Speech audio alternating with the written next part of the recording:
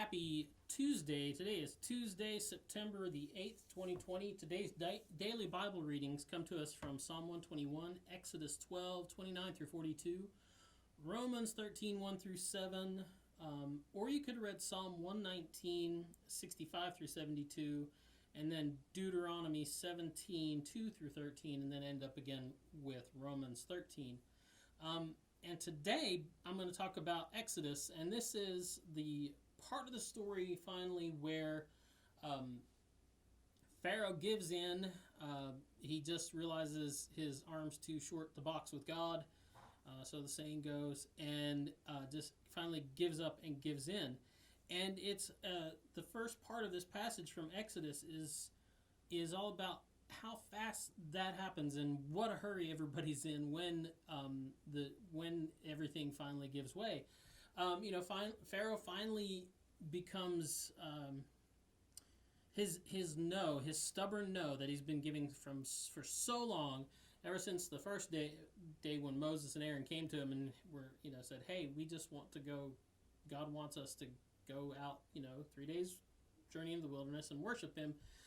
And that stubborn no that kept coming back, it would change to yes and it would change to a no. It finally becomes this eager yes. And he says to them, basically, go and bring a blessing on me too. Which is interesting to me. What kind of blessing would Pharaoh have gotten if he had just, eagerly said yes in the first place? That we'll never know.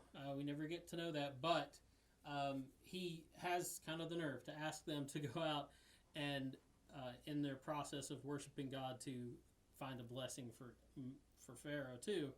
And then this is followed up by the urgency of the Egyptian people themselves. All of Pharaoh's people they just can't seem to get the Israelites out of there fast enough.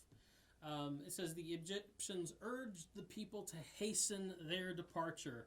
It's like kind of like, oh, here's your coat. What's your hurry? There's the door. And we're told that they were in such a hurry that the bread that the Israelites had prepared wasn't even leavened.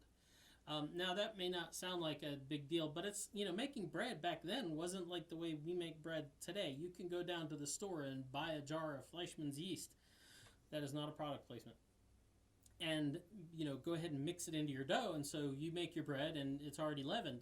You had to actually let the bread sit and get exposed to the yeast that was in the environment. They didn't really know what happened or what caused it. They just knew, hey, if you had this bread in this bowl and it got nice and leavened, you make your next batch of bread in that bowl, and so you kind of get the bits of the old bread and whatever yeast is stuck in the bowl.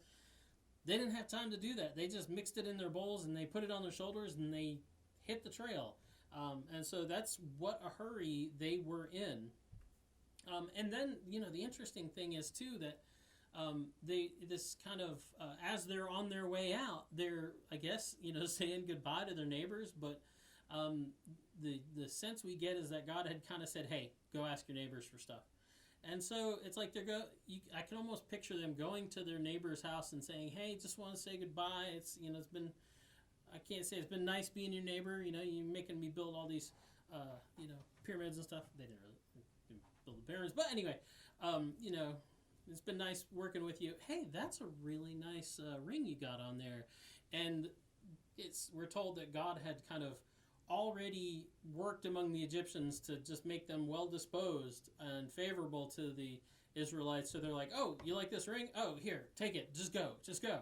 And so we're told that in this way, the Israelites plundered the Egyptians, which, it's interesting. When we think of plunder, we think of conquering armies coming in and burning down walls and houses and tearing things apart and taking the treasure by force. But no, the Israelites plundered the Egyptians by just asking them for things, and the Egyptians were so well disposed to them, and I think so eager to see them gone after all that they'd been through because of Pharaoh's stubborn nose, that they just gave them stuff. It says they gave them gold and silver jewelry and clothes, and and that's really important because later on, when they're in the wilderness, those same things, those gifts that the Egyptians gave them, become the very foundations for the tabernacle that they built, and for all the ornamentation and for all the tapestries and fabrics and everything that the tabernacle is made of. Because remember, the tabernacle was a tent, basically.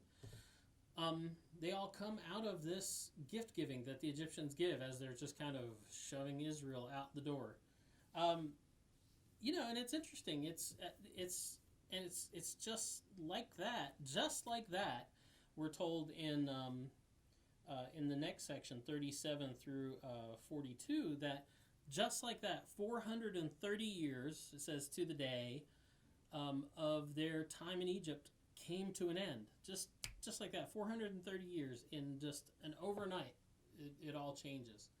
And so what I have to say to that is, you think you've been waiting a long time for God to act on something that you feel is really important. Well, sometimes you just have to be patient, but know this: when God finally decides to act, it happens really, really quickly, and you got to be prepared for it. So that's the DBR for today.